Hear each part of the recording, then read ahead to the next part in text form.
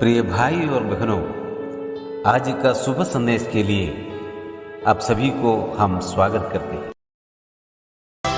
आलिमों ने किताबों में पढ़ी पैदाइश की तफसीर, आलिमों ने किताबों में पढ़ी पैदाइश की तफसीर, चल दिए वो भी ऊँटों पर तारे हयात का पीछा कर, चल दिए वो भी ऊँटों पर तारे हयात का पीछा कर।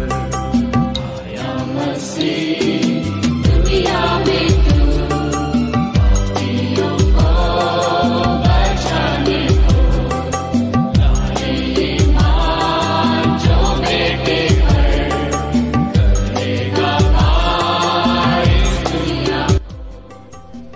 आज का संदेश परमेश्वर के दास नेल्सन थॉमस मुंबई से बांटा जाएगा। प्रार्थना के साथ सुनिए। प्रभु परमेश्वर का धन्यवाद करता हूँ, एक और बार परमेश्वर के वचन से मनन करने का मौका हमें मिला, इसलिए हम प्रभु की बड़ाई और प्रशंसा करेंगे। थोड़े समय का मनन के लिए आइए पढ़ेंगे यूहन्ना का सुसमाचार, उसका 4 अध्याय 23वां पद, जॉन्स गॉस्पेल चैप्टर 4 वर्स 23। परंतु वो समय आ रहा है, वरन आ गया है, जब सच्चे आराधक पिता की आराधना आत्मा और सच्चाई से करेंगे, क्योंकि पिता अपने लिए ऐसे ही आराधक चाहता है।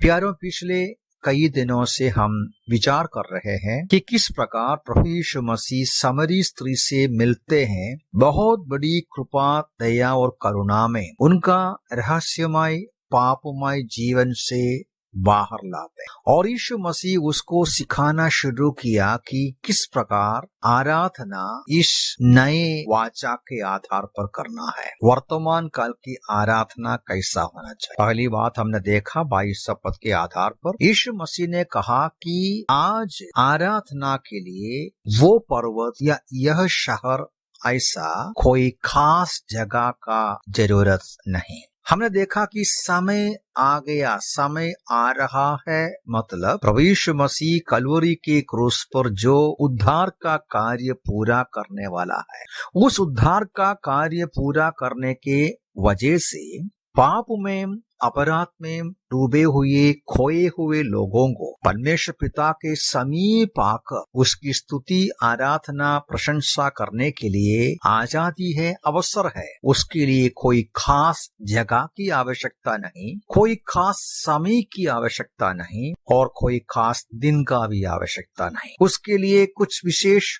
वस्त्र पहनने का जरूरत। यह बहुत बड़ी सच्चाई है जो नया नियम में हम देखते हैं। पुराने नियम का, पुराने वाचा के आधार पर का आराधना रीति रिवाज के आधार पर का था, दिखावट के आधार पर का था, लेकिन नया नियम बदल गया। इसमें पहली बात हमने देखा। अब दूसरी बात, ये जो 23वां पद में हम पढ़ते हैं, 23वां पद में भी 2-3 बातें हैं, लेकिन मुख्य बात मैं इस बात पर जोर देना चाहता हूं जो 23वां पद का अंतिम भाग में लिखा है। वहां ऐसा पढ़ते हैं कि पिता अपने लिए ऐसे ही आराधक चाहता है। देखिए, पिता परमेश्वर आराधकों को ढूंढते हैं। इंग्लिश भाषा में for the father seeks such worshippers. Such worshippers मतलब ऐसे ही आराधक, मतलब सच्चे आराधक। सब लोग आराधना करते हैं, हर इंसान, जैसा मैंने पहले कहा, जो नास्तिक है, जो ईश्वर को मानते नहीं, उनका भी आराधना होता है, किसी चीज का, किसी व्यक्ति का, किसी विचारधारा का।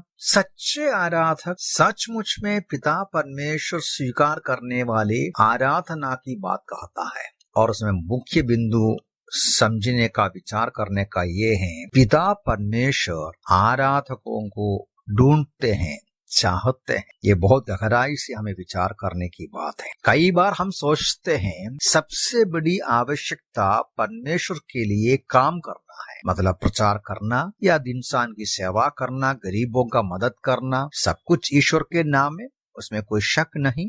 सेवा करना, कार्य करना परमेश्वर का वचन का प्रचार करना, सिखाना सब अच्छी बात है, लेकिन ये वचन हमें समझाते हैं कि परमेश्वर पिता आराधकों को ढूंढते हैं, आराधकों को चाहते हैं। वो अपने हृदय में इस बात का कामना करते हैं कि आराधना करने वाले अपने पास आए। पुराने नियम का यहस्केल के पुस्तक में भी ऐसा एक वचन है, उसका चैप्टर 44 में है। इस प्रकार का एक वचन है, यहस्केल चैप्टर 44 उसका 15वां पद का करीबन अंत में लेवी कुटुंब के कुछ लोगों के बारे में कहते हैं, वे मेरे समीप आए मेरी सेवा करें। क्या प्यारो, हम इस बात का गंभीरता समझते हैं कि पिता परमेश्वर चाहते हैं अपने लोग अपने समीप आए, उसकी आराधना और स्तुति करना चाहिए। अब हम इस बात को भी हमें समझना है, क्या है सचमुच में आराधना? मतलब आराधना और सेवकाई में क्या फर्क है? बहुत फर्क है। आराधना और प्रचार करने में फर्क है, आराधना और प्रार्थना में फर्क है। आराधना मतलब भजन संहिता में एक वचन है, उसका 29वां भजन 2 पद में इस प्रकार पढ़ते हैं, यहोवा की ऐसी महिमा करो जो उसके नाम के योग्य हो, पवित्रता से शोभायमान होकर यहोवा को दंडवत करो। आराधना का मतलब देना है, परमेश्वर को देना है, उसको महिमा देना, उसकी बड़ाई प्रशंसा करना। हम जब प्रचार करते हैं या सेवा करते हैं परमेश्वर के नाम में, लोगों की सेवा करते, लोगों को समझाते हैं, लोगों को सुनाते हैं। आराधना करते समय हम परमेश्वर को सुनाते हैं, परमेश्वर को देते हैं, परमेश्वर के हृदय को संतृप्त करने का कार्य करते हैं। ये बहुत गंभीरता से इस बात को हमें समझना है।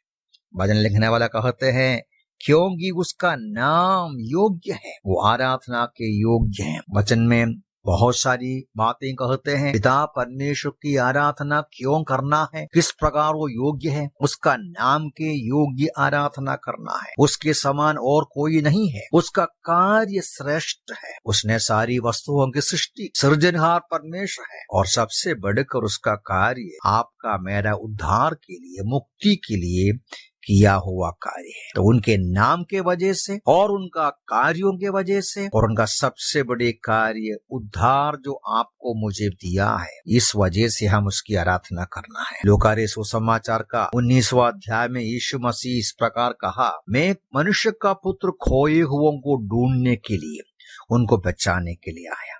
प्रभु यीशु मसीह पापियों को बचाने के लिए, पापियों को ढूंढ के बचाने के लिए आया। पिता परमेश्वर उन लोगों को ढूंढ रहा है, आराधना कर। प्यारो, हम इस प्रभु का धन्यवाद करें, इसका गंभीरता को समझें।